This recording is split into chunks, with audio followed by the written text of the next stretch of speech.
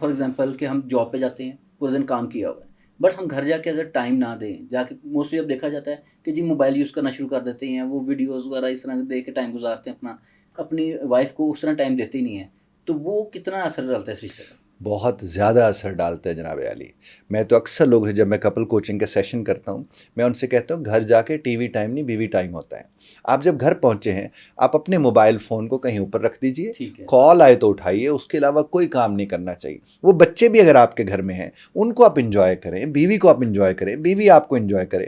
وہ تو سارا دن سوچتی رہتی ہے کہ ماہی آوے گا اور ماہی سڑا ہوا آ جاتا ہے. اور اس کے بعد ماہی آگے سے کیا کہتے مجھے تنگ مت کرنا، بچے میری طرف مت بھیجنا، میں ریسٹ کر رہا ہوں چونکہ میں بہت تھکا ہوں، یہ ہو گیا وہ ہو گیا. بالکل ایسے گھر تو صاحب راحت ہے، گھر تو جنت ہے، اور اس جنت میں اگر وہ دماغ میں دوزخ لے کے گھسے گا تو پھر تو اسے وہ دوزخ بنا کے رکھ دے گا. موبائل بھی پھر اس کا مطلب ہے کہ ایک نشہ ہے کہ انسان جو عادت ہو گئی جسے، اس کو تو ہوتا ہے کہ پاس پڑا ہوا ہے نا، اس کو بار بار ہوگا کہ چلو میں یہ اٹھا لوں اسے. اسی لیے میں نے آپ سے عرض کیا کہ اس کو دور اوپر رکھ دیں، جب کہیں آواز آئے فون کی گھنٹی بجے تو اس کو اٹھا لیا جائے. وہ تو کہہ دے گا نا بچے کو ذرا موبائل پکڑا ہاں، تو اس کا نتیجہ کیا نکلتا ہے؟ پھر وہ موبائل پکڑے گا تو اس کا پھر بعد میں رشتے تو پکڑ میں نہیں آئیں گے. جو موبائل زیادہ پکڑ کے بیٹھے ان کے رشتے پکڑ میں آتے ہی نہیں ہیں.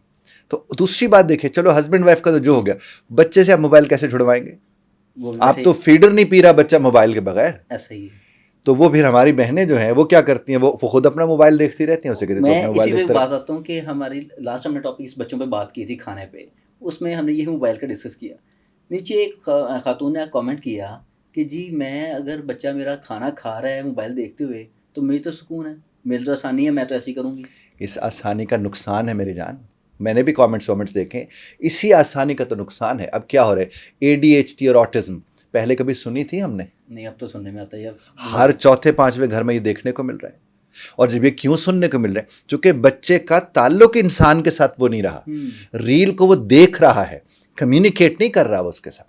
جب وہ نہیں کر رہا تو اس کے نتائج کیا نکلیں گے؟ پھر پہلے دادا دادی نانا نانی انٹریکٹیو ہوتے تھے، وہ ان کی جان ہوتے تھے، وہ ان کی جان ہوتے تھے، کہانیاں ہوتی تھی، ایتھکس مورل بڑا کچھ ہوتا تھا، ویلیوز کا بتایا جاتا تھا. اب تو وہ شادی کر کے کہتے ہیں 6 مہینے بعد ہم نے علیحدہ رہنا ہے. جب وہ علیحدہ رہے تو دادا دادی بھی حصے میں نہیں آتے، نانا نانی بھی حصے میں اس طرز پر نہیں آتے. تو پھر کیا ہوتا ہے؟ اس لیے تو زیادہ تر ہماری بہنیں جو میں ایجوکیشن کے حوالے سے بھی کہتا ہوں، وہ تو کہتی ہے سویرے سویرے اٹھ کے ہسبینڈ بھی جائے، یہ بچے بھی اسکول جائیں تاکہ میں سو لوں.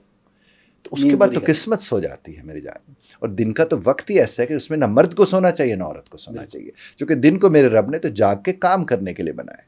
اور یہ مسائل اس طرز پر ہیں جو آپ نے بالکل بجا فرمایا.